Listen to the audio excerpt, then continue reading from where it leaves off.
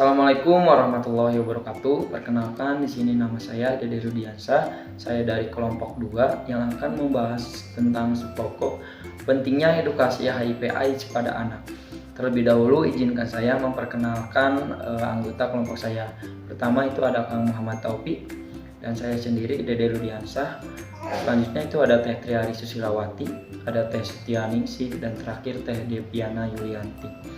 Di sini juga saya akan membahas tentang HIV/AIDS. Yang pertama, poin pertama itu ada pengertian dari HIV/AIDS.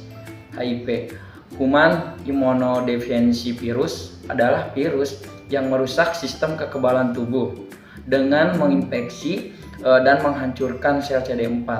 Jika semakin banyak sel CD4 yang hancur, daya tahan tubuh akan makin melemah, sehingga rentan diserang berbagai penyakit.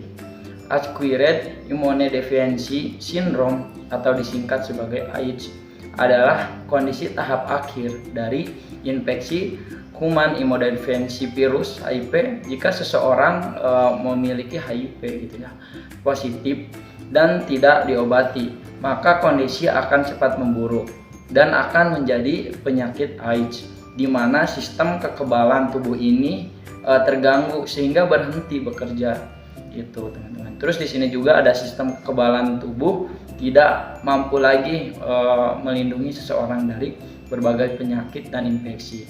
Terus yang kedua itu ada penyebab dan cara penularannya. Yang pertama itu mencegah lebih baik daripada mengobati.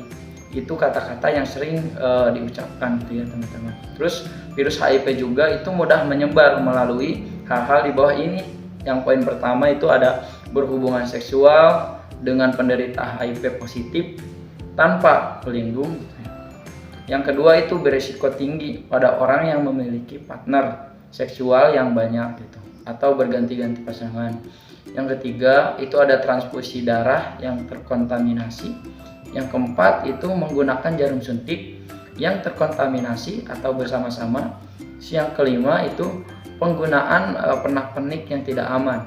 Misalnya itu tindik dengan alat yang tidak steril, terus atau menggambar tato dengan alat terkontaminasi. Yang terakhir yang keenam itu ibu ke anak saat dalam kandungan, kelahiran, dan menyusui.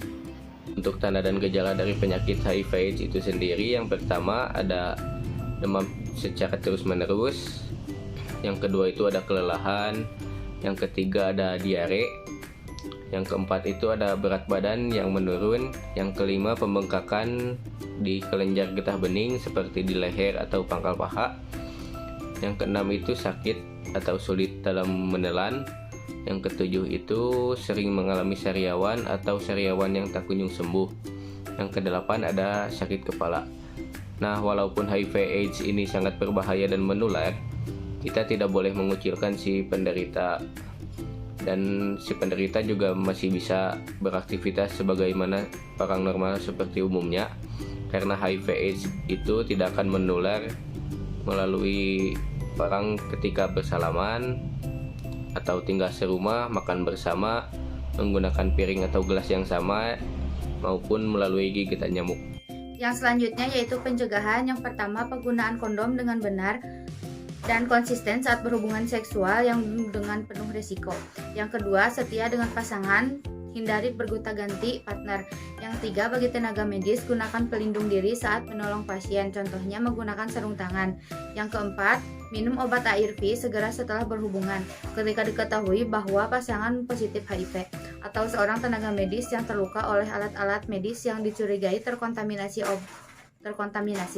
Obat antiretroviral digunakan dalam waktu 72 jam setelah paparan HIV untuk mencegah infeksi. Yang kelima, penularan ibu ke bayi selama kehamilan. Persalinan atau menyusui dapat sepenuhnya dicegah jika ibu dan anak diberikan obat antiretroviral. Yang keenam, sunat atau khitan pada laki-laki dengan mengurangi risiko infeksi HIV pada pria sekitar 60%. Yang ketujuh, penggunaan alat-alat steril yang menimbulkan perlukaan pada tubuh, misalnya jarum suntik, pisau bedah, dan sebagainya. Orang dengan HIV/AIDS sangat rentan terhadap infeksi atau penyakit. Berikut ini yang sering menyerang orang dengan HIV atau AIDS yaitu yang pertama ada tuberkulosis, yang kedua yaitu ada herpes simplex, yang ketiga yaitu ada sarkoma kaposi, yang keempat yaitu ada limfoma, yang kelima yaitu ada pneumonia pneumoceratis atau PCP, yang keenam ada sariawan, yang ketujuh ada infeksi sitomegalovirus atau CMV, yang kedelapan ada toxoplasmosis. Selanjutnya ada pengobatan. Penderita yang telah terdiagnosa HIV harus segera mendapatkan pengobatan berupa terapi antiretroviral atau ARV. ARV bekerja untuk menekan pengembangbiakan HIV tetapi bukan membunuh HIV. Maka dari itu, terapi ARV harus dijalani seumur hidup. Bila pemakaiannya dihentikan, HIV akan berkembang dan akan meningkat dalam darah. Penghentian konsumsi ARV pada orang dengan HIV/AIDS beresiko terjadinya resistensi virus pada obat tersebut. Mungkin sekian presentasi dari kelompok 2. Mohon maaf bila ada salah kata. Sekian dan terima kasih. Assalamualaikum warahmatullahi wabarakatuh.